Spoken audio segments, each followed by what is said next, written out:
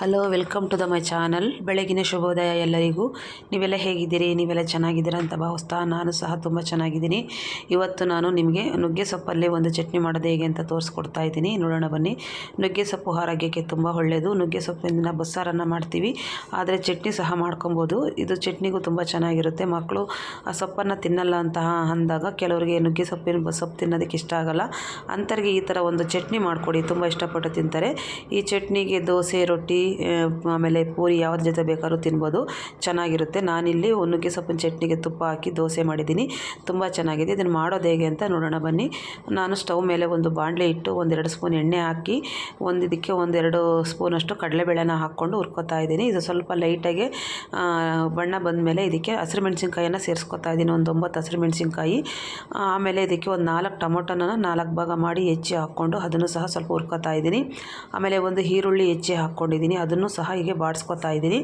ಇದನ್ನೆಲ್ಲ ಎಣ್ಣೆನಲ್ಲೇ ಚೆನ್ನಾಗಿ ಫ್ರೈ ಮಾಡ್ಕೊಬೇಕು. ಈ ಕಡಲೆಬೇಳೆ ಎಲ್ಲ ಸ್ವಲ್ಪ ಬ್ರೌನ್ ಕಲರ್ ಆಗಬೇಕು, ಈರುಳ್ಳಿ ಟೊಮೊಟೊ ಎಲ್ಲ ಸ್ವಲ್ಪ ಮೆತ್ತಗಾಗಬೇಕು, ಅಲ್ಲಿವರೆಗೂ ಚೆನ್ನಾಗಿ ಇದನ್ನು ಈ ಥರ ಬಾಡಿಸ್ಕೊಬೇಕು ಒಗ್ಗರಣೆಯಲ್ಲಿ. ಬಾಡಿಸ್ಕೊಂಡಾದ್ಮೇಲೆ ಇದಕ್ಕೆ ನಾನು ನುಗ್ಗೆ ಸೊಪ್ಪು ತೊಗೊಂಡಿದ್ದೀನಿ, ಒಂದು ಕಟ್ಟಷ್ಟು ನುಗ್ಗೆ ಸೊಪ್ಪನ್ನು, ಎಳೆ ನುಗ್ಗೆ ಸೊಪ್ಪು ತೊಗೊಂಡು ಸೋಸಿ ತೊಳೆದಿಟ್ಕೊಂಡಿದ್ದೆ, ಅದನ್ನು ಈಗ ಸೇರಿಸ್ಕೊತಾ ಇದ್ದೀನಿ. ಸೇರಿಸ್ಕೊಂಡು ಇದು ಸಹ ಇದರಲ್ಲಿ ಹುರ್ಕೊಬೇಕು. ನುಗ್ಗೆ ಸೊಪ್ಪು ಬೇಯಬೇಕು ಇದರಲ್ಲಿ, ಹಾಗೆ ಹುರ್ಕೊಬೇಕು. ಎಣ್ಣೆ ಇರೋದ್ರಿಂದ ಇದರಲ್ಲಿ ನೀರಿನ ಅಂಶ ಇರೋದ್ರಿಂದ ಅದರಲ್ಲೇ ಇದಕ್ಕೆ ನೀರೇನು ಸೇರಿಸೋದು ಬೇಡ, ಹಾಗೆ ಹುರ್ಕೊಂಡ್ರೆ ಸಾಕಾಗುತ್ತೆ, ಮೆತ್ತಗಾಗುತ್ತೆ. ನುಗ್ಗೆ ಸೊಪ್ಪನ್ನು ಸಹ ಇಲ್ಲಿ ಹಾಗೆ ಬಾಡಿಸ್ಕೊಬೇಕು ಒಗ್ಗರಣೆಯಲ್ಲಿ. ಈ ಥರ ಎಲ್ಲ ಬಾಡಿಸ್ಕೊಂಡು ಇದಕ್ಕೆ ಕೊನೆಯದಾಗಿ ಒಂದು ಸ್ವಲ್ಪ ಕೊತ್ತಂಬರಿ ಸೊಪ್ಪು ಮತ್ತು ಉಪ್ಪನ್ನು ಸಹ ಸೇರಿಸ್ಕೊಬೇಕು. ಇದಕ್ಕೆ ಆಮೇಲೆ ಒಂದು ಸ್ವಲ್ಪ ಕಾಯಿ ತುರಿನೂ ಹಾಕ್ಕೊಬೇಕು.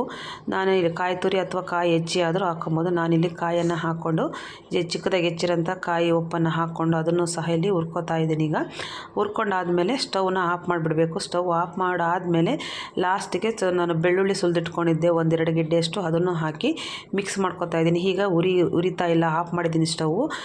ಕೊತ್ತಂಬರಿ ಇದನ್ನು ಬೆಳ್ಳುಳ್ಳಿ ಹಾಕಿ ಎಲ್ಲ ಮಿಕ್ಸ್ ಮಾಡಿಕೊಂಡು ಕೊನೆಗೆ ಒಂದು ಸ್ವಲ್ಪ ಕೊತ್ತಂಬರಿ ಸೊಪ್ಪನ್ನು ಹಾಕ್ಕೊಂಡು ಅದನ್ನು ಸಹ ಮಿಕ್ಸ್ ಮಾಡ್ಕೊಬೇಕು. ಇದೇ ಬಿಸಿನಲ್ಲಿ ಸ್ವಲ್ಪ ಬಾಡಿದರೆ ಸಾಕು, ಇವನ್ನೆಲ್ಲ ಉರಿಯೋದೇನು ಬೇಡ, ಬೆಳ್ಳುಳ್ಳಿ ಮತ್ತು ಕೊತ್ತಂಬರಿ ಸೊಪ್ಪು ಇದೆಲ್ಲನೂ.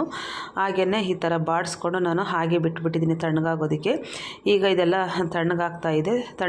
ಆಗುವಾಗ ಇದಕ್ಕೆ ಲಾಸ್ಟಿಗೆ ಒಂದು ಸ್ವಲ್ಪ ಅರಿಶಿನ ಮತ್ತು ರುಚಿಗೆ ತಕ್ಕಷ್ಟು ಉಪ್ಪನ್ನು ಸೇರಿಸ್ಕೊಂಡಿದ್ದೀನಿ. ಸೇರಿಸ್ಕೊಂಡು ಅದನ್ನು ಸಹ ಮಿಕ್ಸ್ ಮಾಡಿಕೊಂಡು ಈಗ ಮಿಕ್ಸಿ ಜಾರಿಗೆ ಹಾಕ್ಕೊಂಡು ಇದನ್ನು ರುಬ್ಕೊಂಬರಬೇಕು. ಈಗ ತಣ್ಣಗಾದ್ಮೇಲೆ ಹಾಕಿ ಮಿಕ್ಸಿಗೆ, ಇಲ್ಲಾಂದರೆ ಮಿಕ್ಸಿ ಹೀಟ್ ಆಗಿಬಿಡುತ್ತೆ. ಹಾಗಾಗಿ ಈಗ ತಣ್ಣಗಾಗಿದೆ. ತಣ್ಣಗಾದ್ಮೇಲೆ ಈಗ ನಾನು ಮಿಕ್ಸಿ ಜಾರಿಗೆ ಹಾಕ್ಕೋತಾ ಇದ್ದೀನಿ. ಮಿಕ್ಸಿ ಜಾರಿಗೆ ಹಾಕ್ಕೊಂಡು ಇದಕ್ಕೆ ನೀರು ರುಬ್ಬೋದಕ್ಕೆ ಎಷ್ಟು ಬೇಕೋ ಅಷ್ಟು ನೀರನ್ನು ಸೇರಿಸ್ಕೊಳ್ಳಿ, ಸ್ವಲ್ಪ ನೀರನ್ನು ಸೇರಿಸ್ಕೊಳ್ಳಿ. ಸೇರಿಸ್ಕೊಂಡು ಇದನ್ನು ತುಂಬ ನುಣ್ಣಗೆ ನೈಸ್ ಪೇಸ್ಟ್ ಥರ ಮಾಡೋದೇನು ಬೇಡ, ಸ್ವಲ್ಪ ತರ್ತರಿಯಾಗಿ ರುಬ್ಕೊಬಂದರೆ ಸಾಕು. ಇದು ತರ್ತರಿಯಾಗಿ ರುಬ್ತಾ ಇದ್ದರೆ ಬಾಯಿಗೆ ಕಡಲೆಬೇಳೆ ಅದು ನುಗ್ಗೆ ಸೊಪ್ಪು ಸಿಗ್ತಾ ಇದ್ದರೆ ತುಂಬ ಚೆನ್ನಾಗಿರುತ್ತೆ. ಹಾಗಾಗಿ ಇದನ್ನು ನುಣ್ಣು ಪೇಸ್ಟ್ ಮಾಡಬೇಡಿ, ತರ್ತರಿಯಾಗಿ ರುಬ್ಬಿ. ನಾನೀಗೆಲ್ಲ ಮಿಕ್ಸಿ ಜಾರಿಗೆ ಹಾಕ್ಕೊಂಡು ಒಂದು ಸ್ವಲ್ಪ ನೀರನ್ನು ಹಾಕ್ಕೊಂಡಿದ್ದೀನಿ, ರುಬ್ಬೋದಕ್ಕೆ ಎಷ್ಟು ಬೇಕೋ ಅಷ್ಟು ನೀರನ್ನು ಹಾಕ್ಕೊಂಡು ಮಿಕ್ಸಿನಲ್ಲಿ ಈಗ ತರ್ತರಿಯಾಗಿ ರುಬ್ಕೊಂಬರ್ತಾ ಇದ್ದೀನಿ.